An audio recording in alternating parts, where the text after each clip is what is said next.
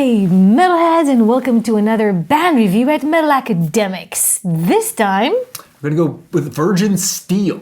Virgin Steele, and I know a little bit about this. So normally when Michael suggested, I'm like, oh, really? Oh, I should know this band. Oh, I don't know this band. But for once, we happen to like the same band, and it's been recommended to me by a friend way back when. So I know this band dates from the mid '80s or so. Well, lucky you, because this is clearly one of the best power metal bands. No one ever recommended it to me until you guys. Thank so you. I don't know how I go through life missing all of these. I think Virgin Steele is one that really just can be missed. I mean, I know that if you like metal, you may have come across it. It's really one of these bands that pushed the genre back in the 80s.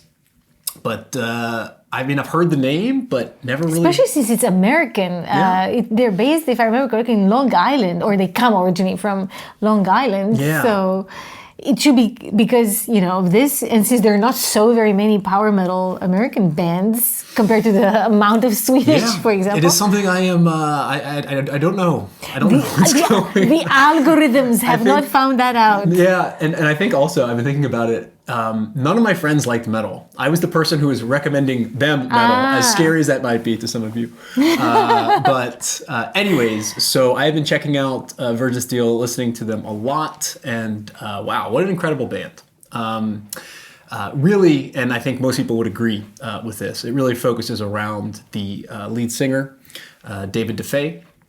And as we talked about in a previous episode on Bloodbound about collaborating musicians, this is not the case with the Virgin Steele. Virgin Steele, I mean, if you just watch some of the interviews with DeFay, he's out there. He's a complete musician in the true sense, and a sort of perfectionist. And I think that is how the band sort of works, is that he writes like crazy, and the rest of the band sort of implements his vision. And he even mentions in interviews that none of his albums correspond to what he has in his head. So he's very much a perfectionist, even though that they're great. So brief backstory to the band. It formed actually by Jack Starr, a guitarist, in 1980.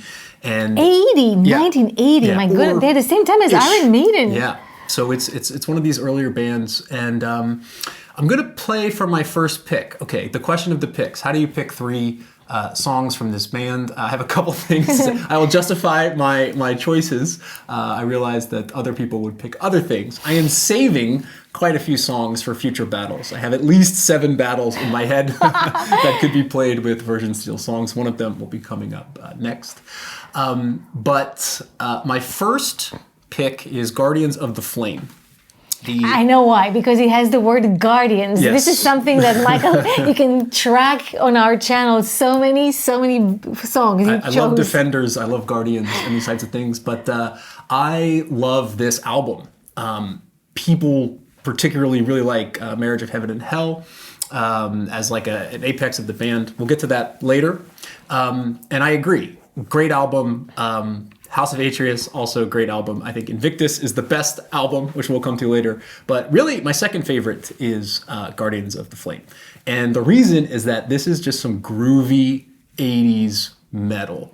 So this is when Jack Starr was in the band, and the lore is that Jack Starr and David DeFay just couldn't work. It was too big personalities. Yeah, it didn't work. And there was some issues with copywriting and buying.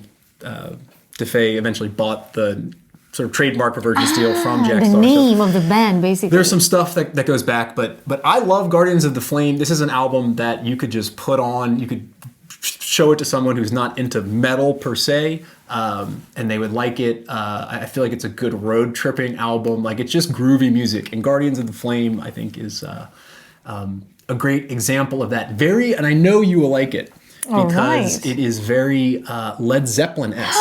And you will hear that in the vocals, but also in the instrumentals. So very much inspired by Zepp, I think. That made it for me. Let's go. Let's listen. I know I'm rambling. I have a lot to say about the band, and we'll pick up more on that as we go. But I love this album. I love Life of Crime, but I decided to stick with Guardians of the Flame. And I love the album cover. for What is it? The sword, right? Yeah. Oh yeah, now I see the hand.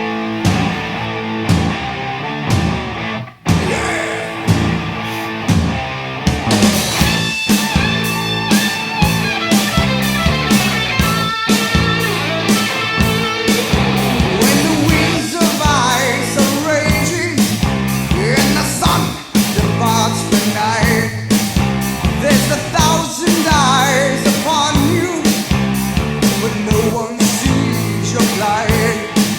Oh,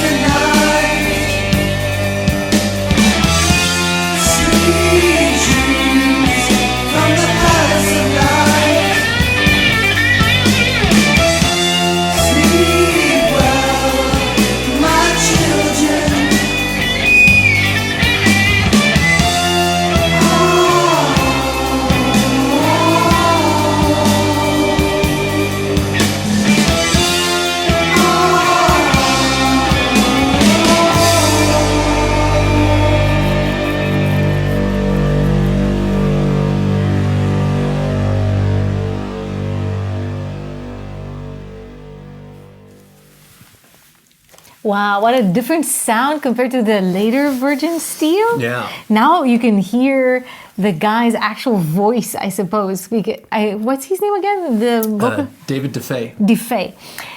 David's voice, because in later, later productions, his voice becomes a little bit deeper, like not taking this very high notes anymore. But in this one, this is probably from one of their early productions. Exactly. This is from the sort of Jack Starr era of the band. So he can really sing in a different key than what he does in later albums. I forgot to mention the keyboard solo. I love that. And so he's the vocalist is also a pianist. And so he writes... Like Andre Matos, they're like all musician trained. Music trained, what I'm talking about. And music so trained. all of the songs from this to Noble Savage to all the ones on Invictus are vetted that they are songs that can be played, on a piano that then gets brought in out. So that's how he composes, basically. It's very much a artistic vision that is then put into different.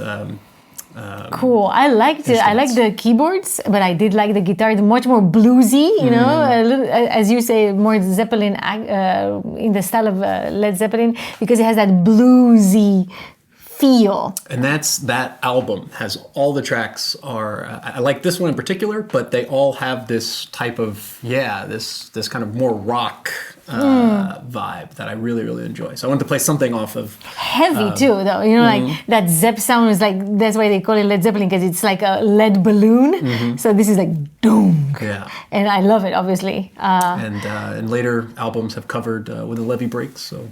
Possible battle, my God! No one can. So it's definitely a clear Led Zeppelin inspiration. Very nice, and again, I think I don't know so much about the early, the original Virgin Steel. I think I'm most into the 90s, I guess, their 90s production. That's when I discovered it through this friend of mine. So that's kind of the marker of my interest in the band. Yes. Okay. And the voice was definitely better in this early production. I don't know. I like the later stuff. So let's hop right into my second pick, which is Kingdom of the Fearless. So this is the opening track for basically what they have as a sort of metal opera. Which is The House of Atreus, parts 1 and 2. So we are actually skipping over the Marriage of Heaven and Hell trilogy for now. However, I would note that I'm not going to play something off of part 1 or 2 of The Marriage of Heaven and Hell, and here's why. I've read a lot of reviews about this band online, and I think that there is a marked difference between, I guess, where I'm coming from and where other people are coming from who really like the more progressive style of the band. And so one of their sort of fan favorites is Emmelaith, which is a song that people love. This is a great example of songwriting. I don't see it personally, and I think it's because I don't like that more progressive sound that they went for on that album. That said, there are great. It's not my favorite from that, but we'll get to this in due course. I liked Symphony of Steel, Twilight of Gods, but. Twilight of God is major. It's a great song. Rising Unchained. There's so many, but I'm gonna go for now to House of Atreus, and I will say that there's tons of songs to pick on this album. I'm going with this particular one because it's good, and it's also a song that they have a video for. So that helped guide my decision. My favorite song on that album I will have in a future battle, but I will not. You're not reveal at this point. No. Okay, but Kingdom of the Fearless. So Kingdom of the Fearless. Quick note about what is House of Atreus about. So it's a 2-part. I think it has 51 tracks. No, it's but a lot of them are just kind of crazy instrumentals. 1 minute and 50 seconds. Exactly. Yeah. So what it is about actually might be interesting is the Oresteia, trilogy written by the Greek tragic poet Aeschylus. And it's interesting because this signals more about what's going on in David DeFay's head and how he writes. No, it's true. It also goes for Marriage of Heaven and Hell, which is this trilogy. It's about the coming home of Agamemnon from Troy. after the Trojan War. And so first is Agamemnon, which is where he is killed by his wife Clytemnestra. Then the second part of it is the libation bearers. Pronounce this as a child. Every time I had to pronounce this, I would skip. It took me like 5 years to pronounce Agamemnon. Agamemnon Yeah. in the Greek. But anyways, the libation bearers is the second part of the trilogy. That's when Clytemnestra is killed by her son, Oresteia. And then the third part of the trilogy is the Eumenides, which is the trial of Orestes. And the point of all this is that these killings are motivated by the gods, who still carry over their rivalries from the Trojan War. When they fight on the battlefield, they start saying, okay, you kill Agamemnon, then they have I'm this defending. proxy war, basically. It is proxy war. But what is interesting, what the theme of this whole trilogy is about, is revenge via killing versus sort of revenge taken in the legal system. So this story in ancient Greek poetry is the way that the development of the criminal trial was told, as how it came about, which is obviously not true, but so it's interesting. It's actually about revenge versus, stabbing versus having... Like family feuds versus going to court. Having order in the court system. And so in interviews, Defay has said that his reason for using these classical figures is because they have these human-like qualities, but he uses them not to tell the story. That's the point I'm trying to get to, is that he's not telling the story, but he's using inspiration from the characters to put in what he wants to express through his artistic vision through the characters, because in the mouth of these characters, he puts his own ideas. Exactly. It's not tied to it's not a recounting of the... My God. So that's a long way to say it, but it's also very similar to what happens in the Invictus album, which we'll talk about next. But let's go to Kingdom of the Fearless, the destruction of Troy. And this is one of the bonuses of putting this song in here, is that we get to see the difference in guitar between Jack Starr and Ed Persino, who is the... This is a guy I know. Yeah, exactly. So this is filmed, I think, much later than when the album came out, which is in '99. But again, apparently, Ed Persino is sort of a guy who is very happy to just take the notes. He helps write some of the songs, but it's majority Defay, and Persino's happy to just implement those. Adapt them to his guitar play. All right. So let's see this. We'll see some cool sword action. Sword action. Yeah, I love the whole spiel with the sword, of course. The secret of Steele.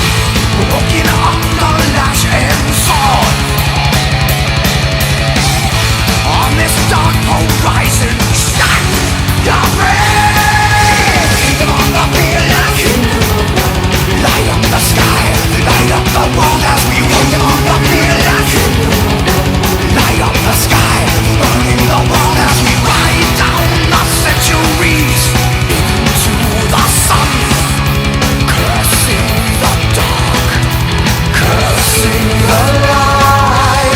Guns wielding sons of war, men forged in fear,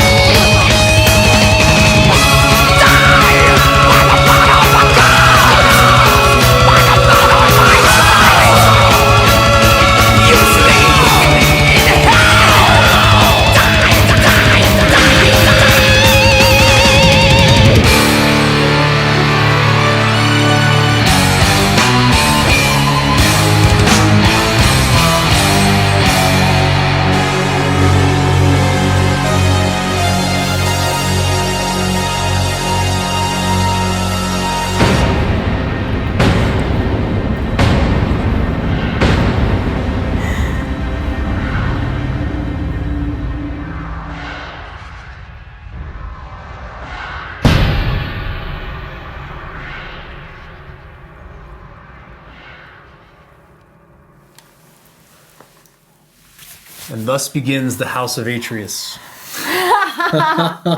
Wow. which you must listen to. In its fullness. It's in fullness. 52 songs. That's just- Reserve a couple of It's great. hours. It's great. I think the video, you start to get a sense of these guys are nuts. David is a diva, if I may rhyme. Yeah, I think he's out of this world on a lot of levels. But yeah, I love That's it. cool. I love it. Very much operatic, I think. This is the sense you get. Theatralic and operatic. I actually remember, now that we talk about it, that I've been to a representation of Euripides, a modern interpretation. I don't even remember where. Anyway, but it was a lot about this, like fires and big drums. Like the scenes were introduced by this kind of sounds, this chorus, this mega echoey things, and it fits with this Greek drama. You know, it's exactly brought back from the cave of memories. Something like this. That it sounds Greek. Like, to me, Definitely. this type of amplified everything. And Ed on the guitar, well, maybe he's not making the songs, but he's definitely putting his heart into that guitar. Is awesome. Definitely. And I remember seeing an interview where DeFay was like, I always tell the people in the band, just come with me with your suggestions, but no one ever does, because I think he's a very particular type of person. You could definitely tell that. I love it though, and you know what? And this is going to lead into my my third pick, which I know is already going to be controversial. You even gave us slight saying you picked this song off Invictus, which is fair enough. And I'll It's my honest first I reaction. explain my my rationale as follows, which is Virgin Steele is true metal, and people who like true metal. I think that's some of these other bands that probably that you guys enjoy to a certain extent. If you align with the true metal vision, then it's hard to appreciate all metal, True metal. especially more pop. Like this, I don't know. It's a conflicting vision. This is this is gonna get very genre-y, labely. Yeah, and I'm fine with that. So, but it leads into the rationale for my third pick, which is Dominion Day off of Invictus, which there are so many good songs on Invictus. I'm not saying Dominion Day is the best song off that album, but what I love about it is the end. And the end, for me, when I heard it, was a revelation that this band is true metal. Okay. That's the reason I pick it. So Invictus, such a good album. That one of the heaviest, probably the heaviest, and one where DeFay's vocals are often compared to Eric Adams from Man of War, and this cannot be denied. Yeah. Absolutely. So Virgin Steele actually opened for Man of War a bunch of times on tours. Both bands didn't have much reception in the U.S., but did in Europe. So there's a sort of, they were contemporaries. So there's all that stuff going on. Invictus itself is the third part of the Marriage of Heaven and Hell series, where we have these classical characters coming in again, yet their role here is more as a foil for humanity. So Heaven and Hell is about dual natures of humanity, and Invictus is very much an existentialist album about defying divinity and accepting one's power as man. So that's it's deep. And Dominion Day, I don't know exactly what it's about. Something about a siege. I think people are trying to break the siege and they will eventually die. I'm not sure about that. But I picked it because I think it is a banger of a song. I think it's underappreciated. But I picked it because of the way it ends. Well, then. So let us hear that. See how. And we will have other songs from Invictus later on the channel. So maybe some of my favorites.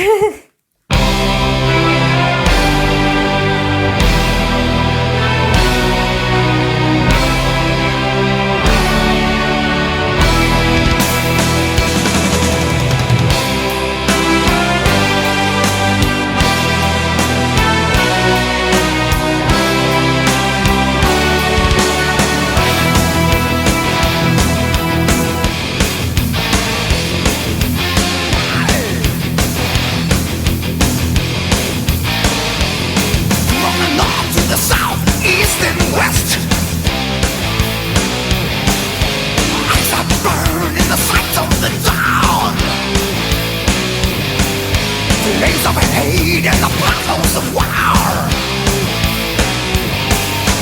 letting fire from the sky to the shore. Say goodbye, hands held high, on down in your day. We are born to live as one, on down in your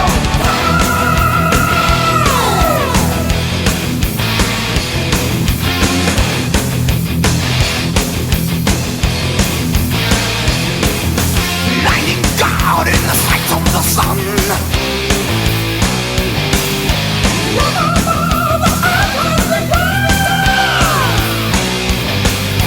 Gods of war crushing the cloud. 7 years the siege of this town. Say goodbye, until high, on down in your day. We are born to live as one, on down in your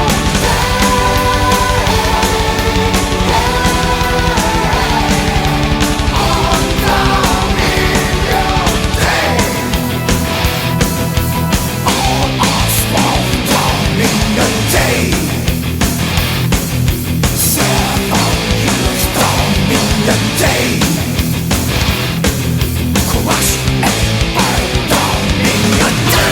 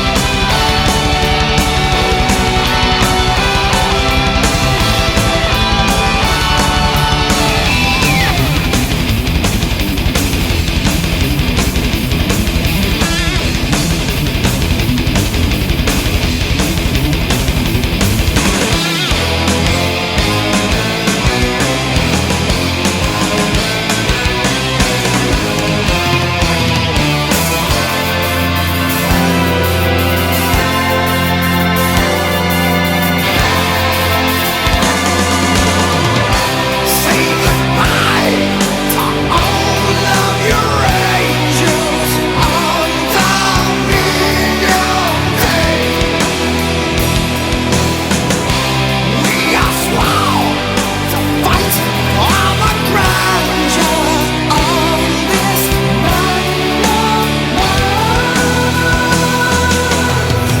Now it's time to say farewell. Draw your line in the fading light. And the stars shine for our pleasure on this rise.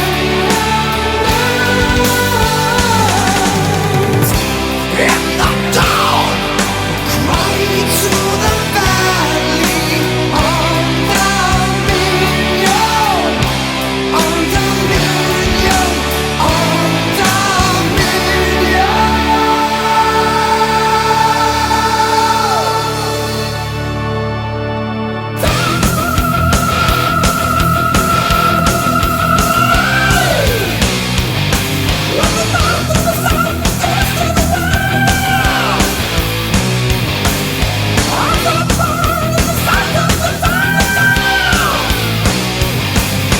Crush and burn, kill them again. I'll celebrate the council of the gods who are men. Say goodbye, hands held high, on down in your day.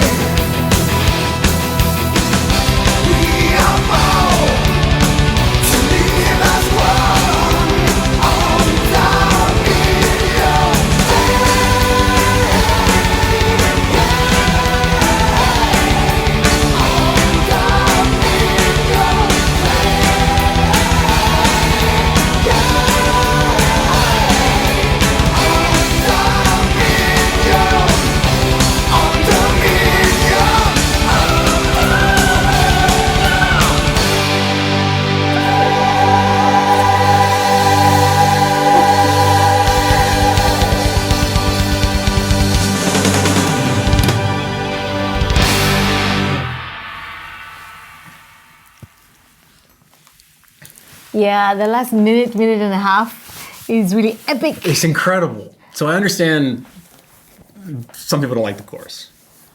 Can be a bit long. It's a bit poppy, actually. No. It's so false. So false, I'll tell you why. I love the song. I love the song.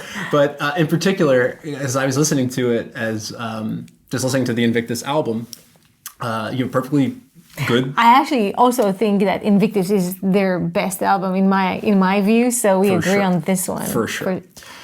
You have a perfectly good song. It could have ended about a minute earlier. It was setting up to be ended. Yeah. And I remember listening to it, and then it goes into this crazy falsetto vocals, and then you get a crush and burn, kill them again. Which I think is one of the greatest lines I've ever heard, because you can't kill somebody again. So I love it. I love how he does the rise in the beginning, which is very much Pretty Maids. What's the name of that song? The one we had on the channel? I blank. Back to Back. We have that. You have the East to the West, like Power of Thy Sword. You have this awesome ending. I love this song. I think it's great. It's definitely epic. I think parts of it, maybe the chorus is and the solo. I always like the guitars. I mean, I think the vocals are sometimes hit or miss from my end. I don't always love these falsettos, to be honest. I do. I will die on this hill. Yeah. I understand that it's of course, Mind, Body, Spirit, awesome. Invictus, awesome. There's so many good songs. They're good. Through Blood, It's just like, I like it. It's just that I think Invictus has probably so many tracks. You could close your eyes and pick one. For sure gonna be a good one. So this is very nice. It's a nice ending, like to choose this one as your last of the three you featured the band on. I agree. I would like this also played at my funeral for anyone out there. I'll make a note. I like this. I think it's a good funeral song. But yes, again, to be very specific, why I chose the song, because I know it's not the first pick, is that that ending where the song could have ended, but it goes into a whole nother level, shows to me that this is a special band. Yeah, definitely. I can hear in everything you played, and also from what I remember for myself from listening to the band, this is not your, main verse, chorus, main verse, chorus, main verse, end. This is definitely not it. And I love it. This is the part. Maybe some people do call these compositions prog because they are not linear. They always intervene in some way, and there's a lot of keys because the guy obviously composes on piano. Now that I find it's out, it makes sense that there's a lot of effects from the piano and piano-related sounds, right? So that makes it proggy no matter how you look at it, because it has this extra element, but it also makes it really hard metal. Very cool. It's hard to pick 3 songs from a band that dates so far back. So probably we'll have to listen to more Virgin Steele. That's the conclusion. And I know I've been talking a lot, but I have a lot to say about the band. And I will just end with the fact that the next battle will be a direct, another song from Invictus. A continuation. Oh, from Invictus itself. From Invictus. Yes. And we will do a head-to-head matchup between DeFay and Eric Adams. So stay tuned. Stay tuned. And obviously, let us know in the comments if you had some other favorite songs and why. And if you knew about Virgin Steele, I guess, again, if you're more into the European scene, then you have listened to this band more probably than if you were in the US, which is, again, the irony of things when it comes to this. But anyway, it was so cool. Definitely, I want to listen to this all the time. It's a band, you never get bored, and it's cool to listen to the whole albums. This is also something that I agree with you from my own listen, that it's nice. It's concept. It's not necessarily like always just about the story, but the music just flows, and there's this intermezzos, this little connecting bits between parties and recurring themes. This is cool about they get picked up like in operas, really, like in big operas. Like some sequence of notes gets picked up by the voice, by the piano, by the guitar, and gets transformed to kind of give unity to the album musically, not just like as a story. And I really enjoy that. So I agree. This is a great pick. Thanks a lot. Yeah, thank you to the commenters to turning me on to this band. It's one that definitely is going in the favorite repertoire for sure. In the meantime, though, May your swords stay sharp. and your quest end in glory.